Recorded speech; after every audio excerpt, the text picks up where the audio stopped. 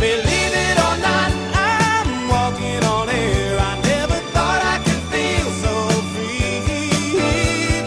Flying away on a wing and a prayer. Who could it be? Believe it or not, it's just me.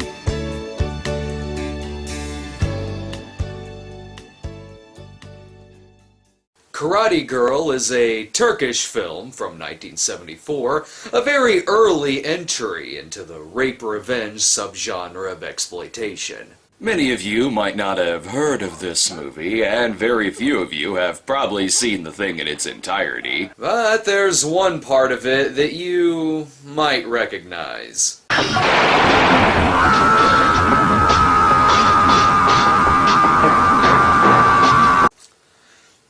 Fascinating. Yes, in recent weeks, a notoriously over-the-top death scene from Karate Girl has popped up, calling itself the worst movie death scene of all time, and the scene has been viewed some 17 million times. For those of you who are curious, that's about 17 million more people who watched this one scene from this one very obscure Turkish revenge film than who saw Oogie Loves in the theater. But when you see a scene like this, don't you say to yourself, gee, I wonder what the rest of the movie is like? Hell no, I don't ask myself that question, unless it involves Charles Foster Kane dying. But it's not very often that early 70s exploitation goes viral, so I feel that I owe you a look at this thing. Naturally, the film has alternate titles such as Karatisi Keys, which I am clearly pronouncing correctly, because I know how to pronounce all foreign titles. And in some prints, it's also referred to as Golden... Golden Girl? Does that say Golden Girl? Hot the feet, Jack. You can kiss my feet. Come and kiss them. I'm happy now. Now this scene makes sense. It takes place at the Moscow Olympics. Of course it's not the real Golden Girl. It's just Turkish Golden Girl. Damn Turkish Film Commission, ripping off movies 6 years before the original comes out. The music here is a little gloomier than the real Golden Girl, I might add.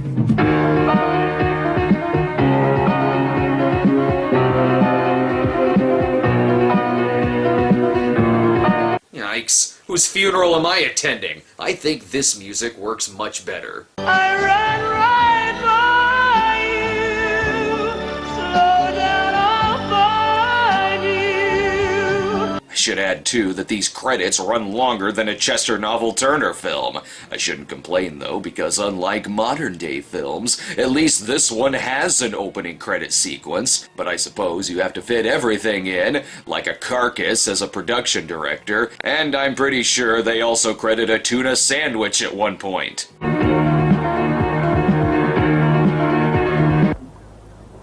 Well, that was an awkward cut. It just played off its own opening credits music.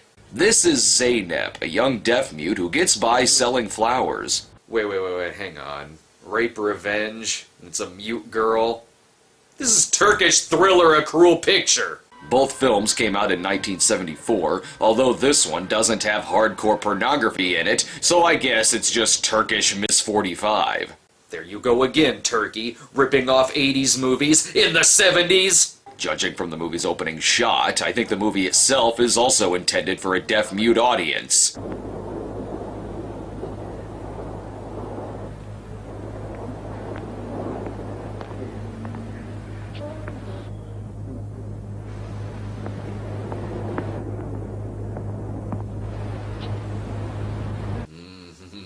Riveting!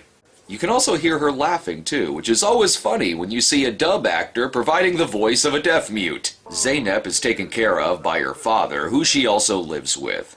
I spent my life growing flowers, and you're my best flower. I think he's stealing lines from the rapists. Your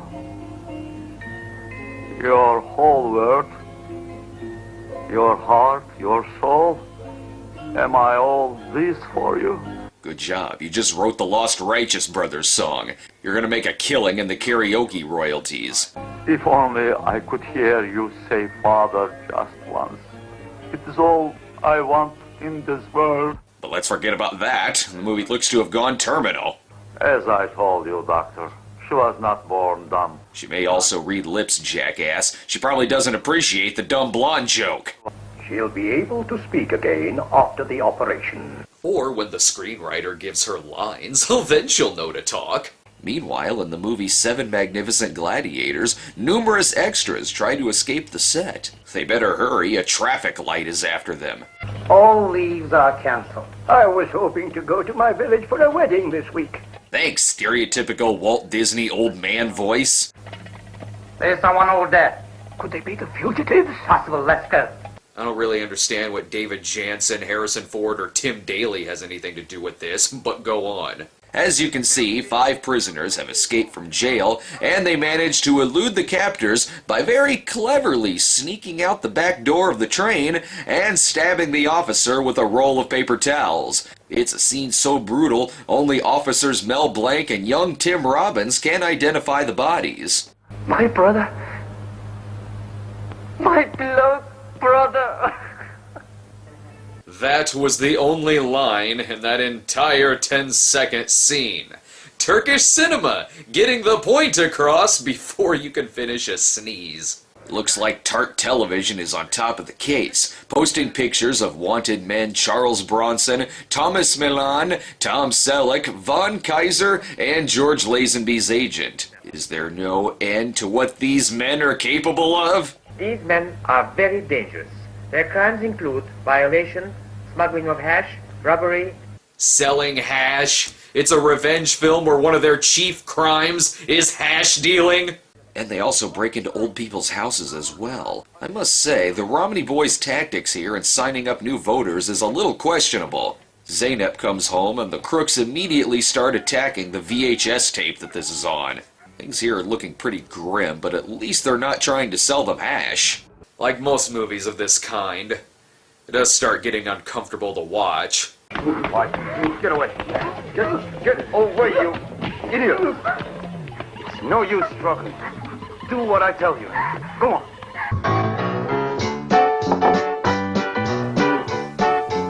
The fuck?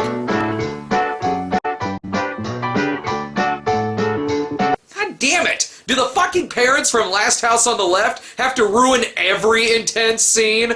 These fucking bastards even stole her dancing snake. Actually, they walked off with the $6,000 they were saving up for Zeynep to get her voice operation. But, as luck would have it...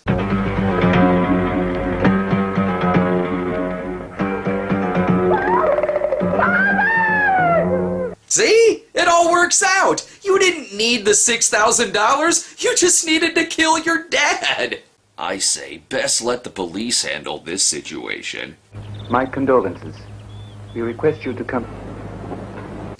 Stop cutting away like that! It's like this movie is trying to shut itself off! Unfortunately, the only photos they have are old Civil War era photos, and that's not gonna help anything.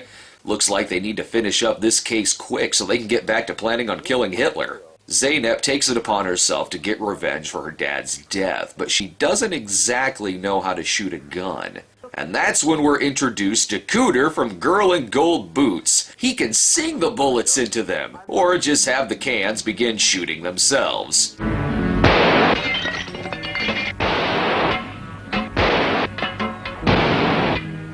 Oh, Cooter, it's you. I think their plan should be to just have him stand behind her the whole time to make her look like a better shot. It's weird that not only did her dad's death make her talk, but it also seemed to add 100 points to her IQ. Here she is now. We were very happy here, my father and I. He was a very kind man. But they killed him. And here she was before. So, you sold them all. All she needed was a death in the family to stop going full retard. Zeynep insists on his help in tracking down her attackers. Now I'm struggling for food. Besides, a gun is not for a woman. You just stay in the kitchen and cook yourself up a casserole. I'll find these mean men for you. Speaking of which, they shouldn't be too hard to find. They spend a lot of time just hanging out under a bridge, or walking around town like Igor. Is there a woman in your basket? You should have brought a woman. Funny how the actor is so over the top in this scene, yet is so subtle in every other part of the movie.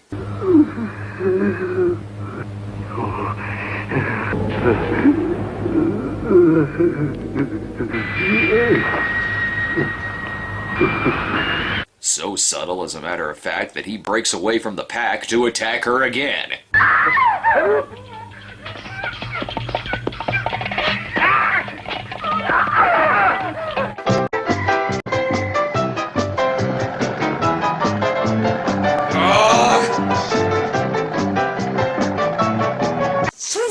Bumbling cops! Why are you here? Oh, no, it's okay. Because the slapstick just makes the violence all the more disturbing.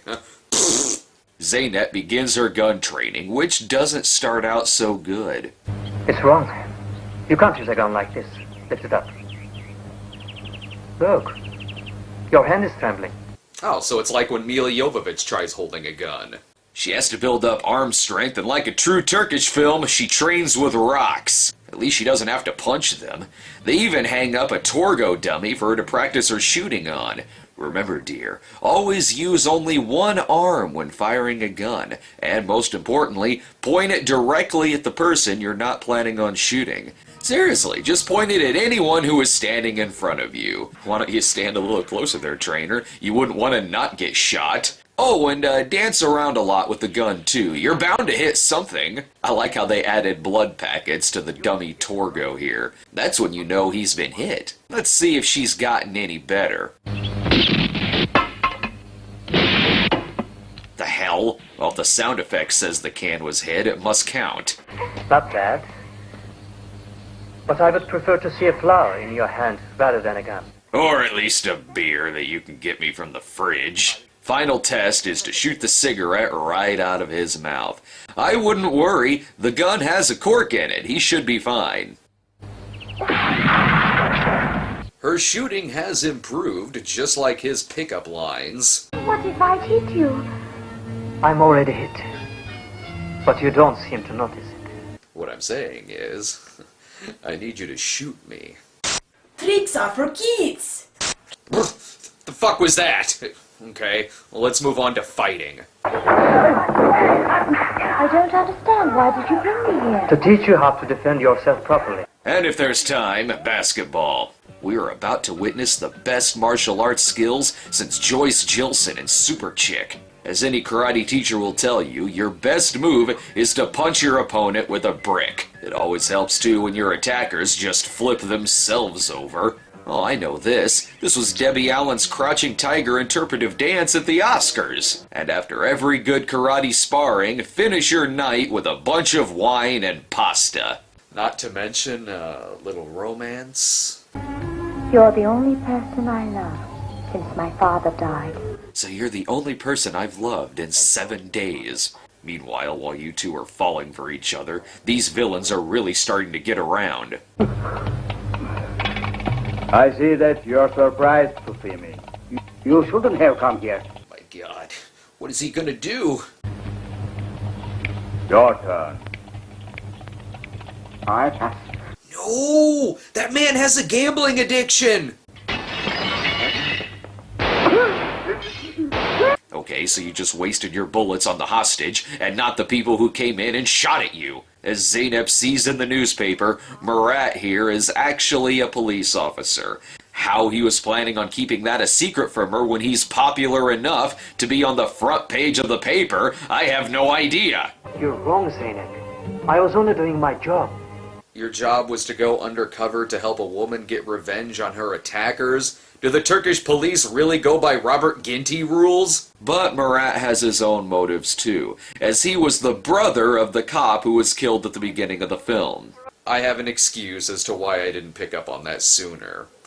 I wasn't really paying all that much attention. Hey, wait, where the hell did his beard go? Okay, I know I wasn't paying close attention, but I know I didn't miss a shaving scene. Unless his beard was one of the rapists, there's no reason it should have left the movie. This scene is supposed to be romantic, but all I'm thinking about is how terrible of a spot that is for power lines. I'm on their track. I shall catch them one by one soon and turn them over to justice. Thank God. I demand that the rest of this revenge film obey the law and go strictly by the book. Murat gets closer to one of the crook's girlfriends. That way he can set a trap for Phil Spector here. Looks like one of the bad guys can be checked off the list soon. Well,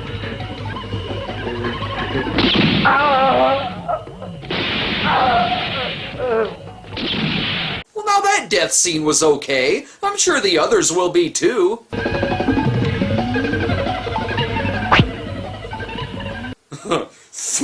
Or not. The fuck? Is that the sounds of cartoon birds floating above his head? Now I guess she'll have to get double revenge. We want to ask you some questions? It's a good thing they've taken Murat to the cleanest hospital I've ever seen. Many people have been giving flack to this scene, but the tender death scene isn't much better. I was so scared that you couldn't be here on time. Our happiness was too short. It ended before it started. Sir, you've only been stabbed in the shoulder. I'm sure you'll be fine. Think of me. Think of our lovely home, our beautiful daughter, our 2 healthy sons to be born. This would be incredibly romantic if their entire relationship wasn't so forced. You will live. You will live. Remember.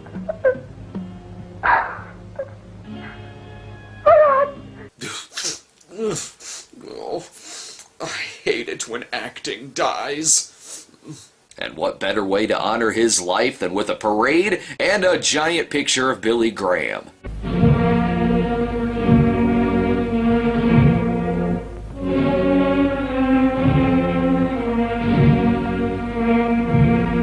Jesus, I realize this is a funeral, but isn't that a little dark?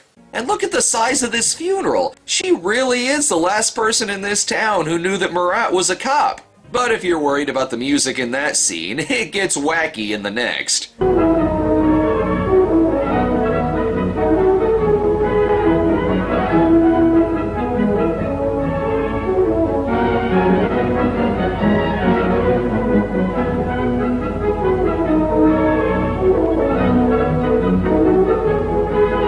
Exterior shot!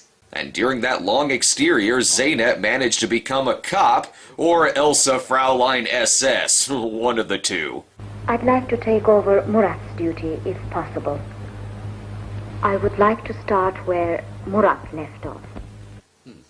Makes sense to me. When your cop boyfriend dies, you too must become a cop. That way you can pick up on his caseload.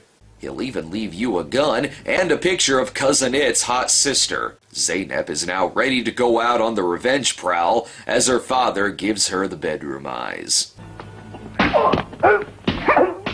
Sweet moves. Almost makes you forget she started out like this.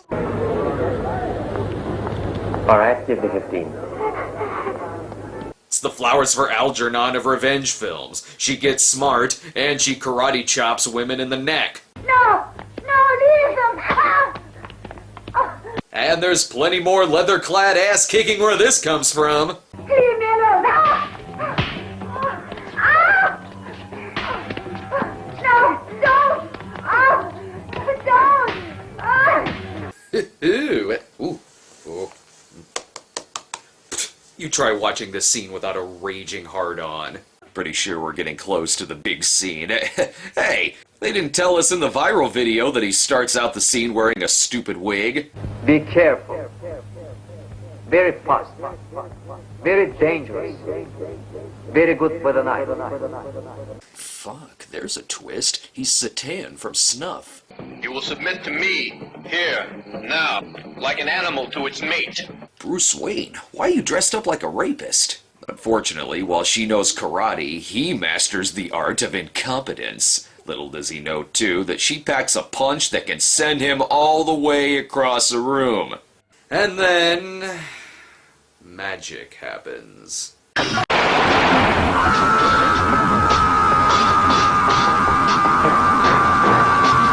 Funny how the wound doesn't start bleeding until he opens the blood packet himself. She hit him right in the same spot. That means they don't have to send out for more blood. And this appears to be a magic gun, as it's just fired 2 bullets at the same time. I'm pretty sure he even shoots himself in the foot at one point. And after a few more of these,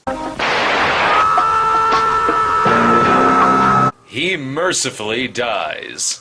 You may notice that the quality is a tad bit different in that scene, because believe it or not, this sequence actually has 2 different versions. There's the scene with the original audio, which is what's been floating around online, and there's the scene that comes in the dubbed version of the film. You must get him right in the heart. After shooting him once, you must shoot again. You may think he is dead, but he may be alive and may try to kill you. Well, not quite as bad, but definitely not as memorable. Plus, I think he shoots his foot into a big bloody puddle.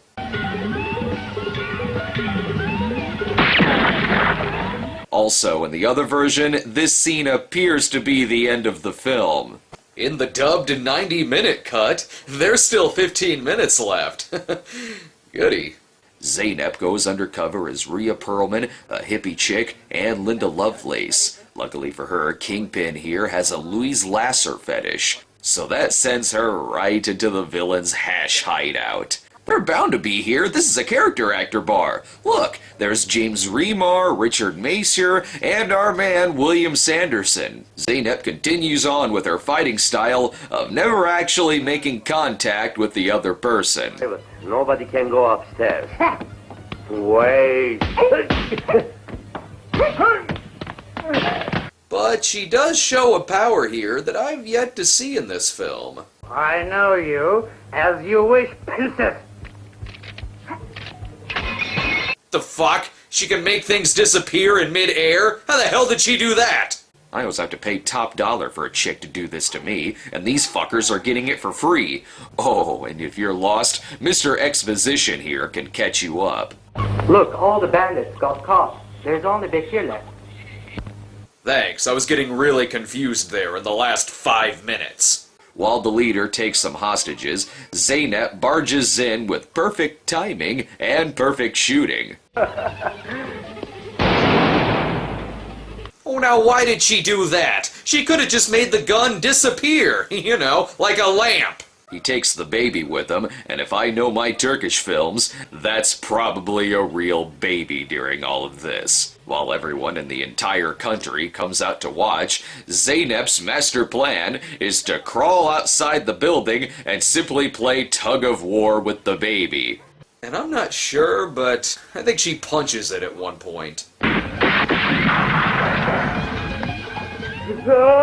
Then everyone rushes in to pee on him. With no more names to check off, I'd say we're about done here. A beautiful girl who looks like you, and 2 healthy sons, living happily, loving one another more and more each passing day. So, she's keeping the baby now? Pretty sure that kid already has parents. Now you know the whole story behind the worst death scene of all time. Though I'm sure Nuki causing its entire viewing audience to blow their brains out is far worse. But if I want female revenge, I will stick with Kill Bill, thank you very much. Why couldn't Tarantino have done this movie, even though he was only 11 years old at the time? Because like all critics, I love Tarantino, but hate everything that he homages. All I'm saying is that this scene would have been far superior if the chick was Uma Thurman, the man was Harvey Keitel, and if the Staple Singers were playing in the background. Just saying.